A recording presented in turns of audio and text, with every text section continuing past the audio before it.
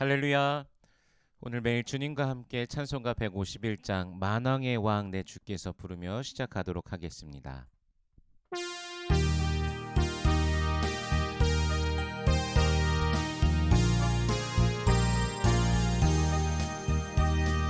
만왕의 왕 내 주께서 외고 천왕의 나 이 벌레 같은 날 위해 그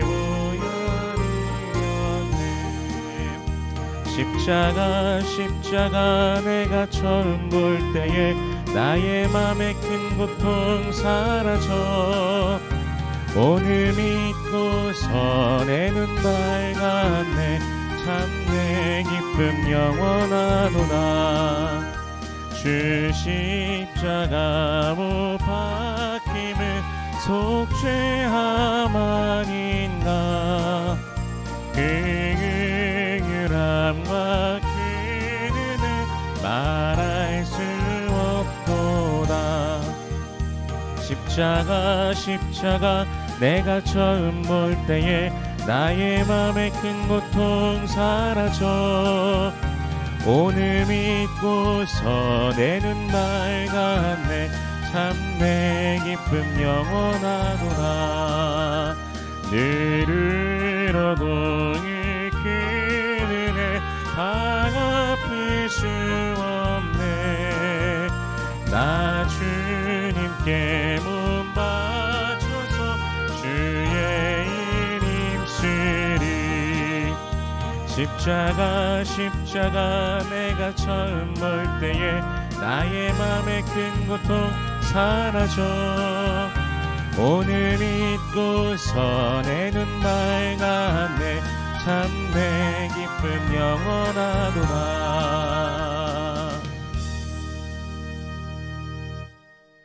아멘. 오늘 매일 주님과 함께 나눌 말씀은 요엘 3장 9절에서 21절까지의 말씀입니다.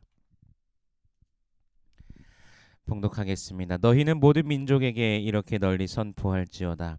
너희는 전쟁을 준비하고 용사를 격려하고 병사로 다 가까이 나와서 올라오게 할지어다. 너희는 보습을 쳐서 칼을 만들지어다. 낫을 쳐서 창을 만들지어다. 약한 자도 이르기를 나는 강하다 할지어다. 사면의 민족들아 너희는 속히 와서 모일지어다. 여호와여 주의 용사들로 그리로 내려오게 하옵소서. 민족들은 일어나서 여호사밧 골짜기로 올라올지어다. 내가 거기에 앉아서 사면의 민족들을 다 심판하리로다. 너희는 낫을 쓰라. 곡식이 이것도다. 와서 밟을지어다. 포도주 틀이 가득히 차고 포도주 독이 넘치니 그들의 악이 크미로다. 사람이 많음이여 심판의 골짜기에 사람이 많음이여 심판의 골짜기에 여호와의 날이 가까움이로다. 해와 달이 캄캄하며 별들이 그 빛을 거두도다. 여호와께서 시온에서 부르짖고 예루살렘에서 목소리를 내시리니 하늘과 땅이 진동하리로다. 그러나 여호와께서 그의 백성의 피난처 이스라엘 자손의 산성이 되시리로다. 그런즉 너희가 나는 내 성산 시온에 사는 너희 하나님 여호와인 줄 알 것이라. 예루살렘이 거룩하리니 다시는 이방 사람이 그 가운데로 통행하지 못하리로다.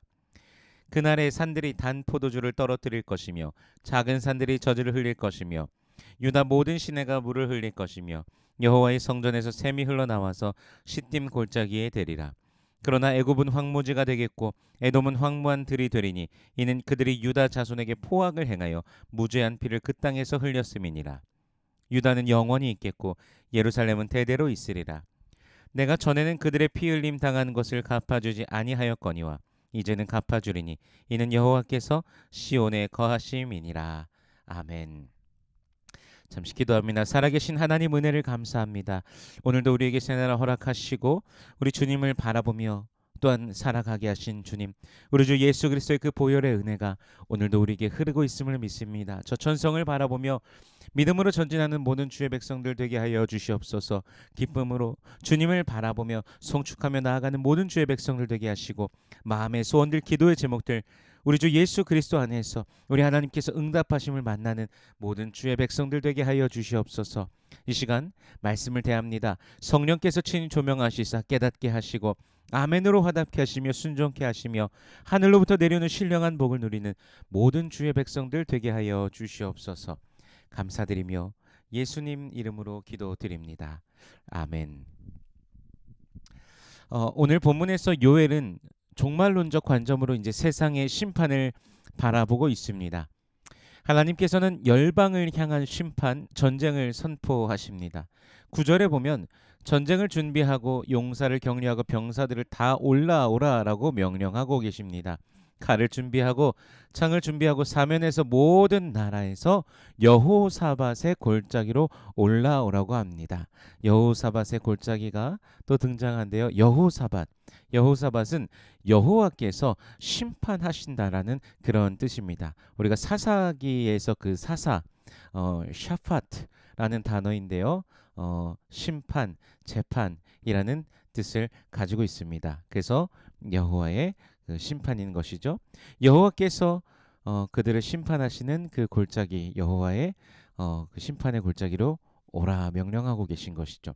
그들을 그럼 심판하신 이유가 무엇입니까? 13절 하반절에서 말씀하신 것 같이 그들의 악이 크미로다라고 말씀하고 계십니다. 하나님께서는 악인들을 향하여서 사실 기다리셨습니다. 그들이 악인들일지라도 악을 계속해서 행하는 자들일지라도 인내하시며 그들의 죄악이 차기까지 기다리신 것입니다. 좀 시간을 좀 돌이켜서 창세기로 가보면 아브라함에게 그 가나안 땅 자손들에게 그 땅을 주실 것을 약속하실 때에도 아모리 족속의 죄악이 아직 가득 차지 않았다라고 하시며 아브라함의 자손이 4대 만에 가나안으로 돌아오게 될 것을 말씀하셨습니다. 그렇다면 또 다른 또 예를 생각해 본다면 니느웨라는 곳이 있습니다. 니느웨는 하나님의 백성들을 괴롭히는 아주 강한 나라 아수르의 수도입니다. 북이스라엘이 바로 아수르에 의해서 멸망당하게 됩니다. 그런데 하나님께서는 이스라엘에게는 이렇게 원수 같은 나라 이곳에 가서 심판을 선포하라고 명령한 선지자가 있습니다. 바로 요나 선지자였습니다. 그래서 요나 선지자가 처음에는 가기 싫어하였었지만 이후에 또 이제 순종함으로 갔었지 않았습니까? 그 심판의 소리를 들은 니느웨가 회개하자 하나님께서는 그 뜻을 돌이키셨습니다. 물론 그로부터 약 100년 뒤 니느웨가 무너지게 됩니다. 잠깐의 회개가 있긴 하였지만 악이 또한 지속되었던 것이죠. 잠시 심판의 때를 늦추었던 것뿐입니다. 악인들을 향하여서 인내하셨던 하나님께서 그들의 죄악의 임계점이 차오를 때 심판하신다라는 사실입니다. 마지막 날은 바로 그러한 날입니다. 하나님의 임계점, 하나님께서 정하신 그 마지막 날, 그 누구도 언제인지 알 수 없는 바로 그 날이라는 것이죠. 여호사밧의 골짜기, 바로 여호와께서 심판하시는 그 골짜기에서 사람이 아주 많다고 오늘 본문은 말씀하고 계십니다. 여호와 하나님을 반대하며 그곳에 하나님을 대적하며 선 자들입니다. 여호와를 향한 전쟁을 나선 자들이 있습니다. 하나님께서 선포하신 전쟁에 과연 누가 그 대적자들 중에 누가 승자가 될 수 있겠습니까? 여호와를 향하여 반대하고 그의 법을 거부하며 대항하던 모두가 여호와의 어미하심 앞에 힘도 제대로 쓰지 못하고 무너지게 된다라는 것이죠. 그 심판이 얼마나 두렵고 떨리는지 본문 15절에서는 해와 달이 캄캄하며 별들이 그 빛을 거두도다라고 말씀하고 계십니다. 하늘과 땅은 진동하며 그 대적들을 향하여 두려움에 떨게 하지만 반대로 여호와 하나님께서는 그의 백성들에게 피난처가 되어 주시고 산성이 되어 주십니다. 여호와의 크고 두려운 날은 그 누구도 상상할 수 없는 바로 그런 날인데 오늘 우리가 살아가는 삶도 사실 언제가 마지막일지 모르는 그러한 삶을 우리는 살아가고 있습니다.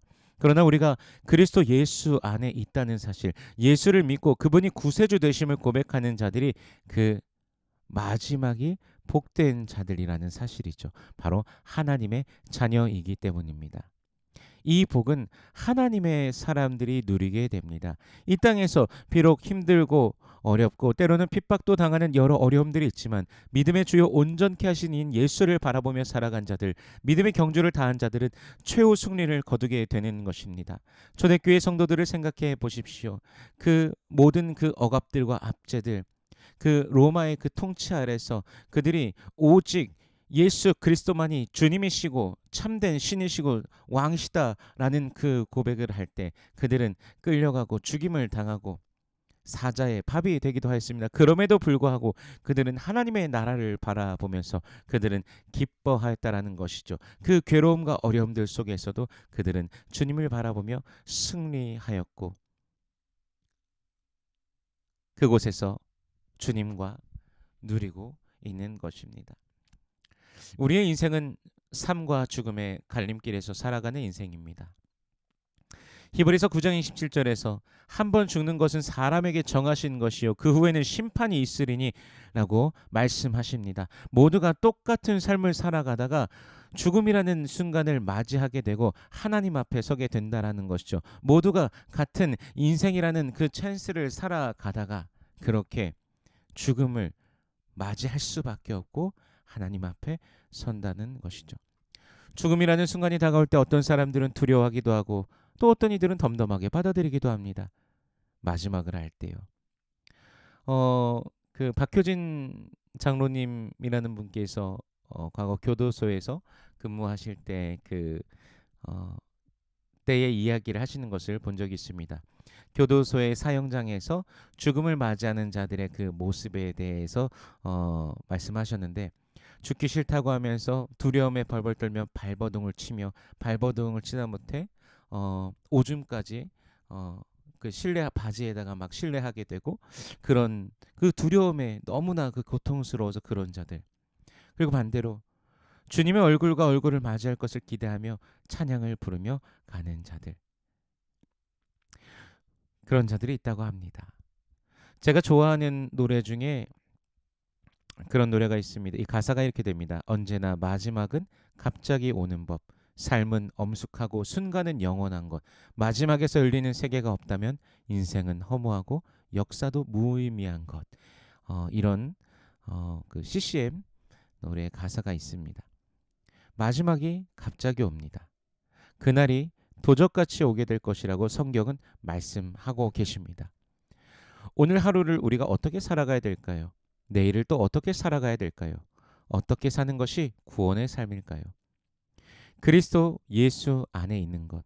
내 안에 오직 예수께서 사시고 나는 예수의 사람으로 사는 것. 바로 그것이 구원받은 하나님의 사람들의 삶인 것이죠. 행위가 아닌 믿음입니다. 그리스도를 향한 믿음으로 사는 것. 행위로는요, 구원받을 수 없습니다. 노력으로 구원받을 수 없습니다. 너희가 그 은혜로 인하여 믿음으로 말미암아 구원을 얻었나니 이것이 너희에게서 난 것이 아니요 하나님의 선물이라. 행위에서 난 것이 아니니 이는 누구든지 자랑치 못하게 하려 함이라. 에베소서 2장 8절과 9절에서 말씀하십니다. 우리는 하나님께서 주신 선물, 그 은혜를 받은 자들입니다. 믿음으로 구원받은 자들입니다. 물론 이것이 아무것도 하지 말아라 라고 하는 것처럼 행함을 배제시키는 것이 아닙니다. 구원받은 자는요, 사랑받은 자는 받은 은혜를, 사랑을 나누며 살아가려고 하기 때문이지요. 하지만 그 모든 것의 시작이 예수 그리스도라는 것입니다. 단 그 사랑이, 그 은혜가, 우리가 받은 그 은혜가 무엇인지, 그 사랑이 무엇인지는 고린도전서 13장을 통하여서도 또 우리가 알 수 있는 것이죠. 예수님께서 우리에게 보여주신 사랑이 그것에 그대로 다 기록되어 있습니다. 그리고 그 사랑으로 또한 우리도 살아가라라고 말씀하신다는 것이죠. 늘 예수 그리스도를 우리가 기억하며 묵상하며 주의 이름으로 살아가길 원합니다.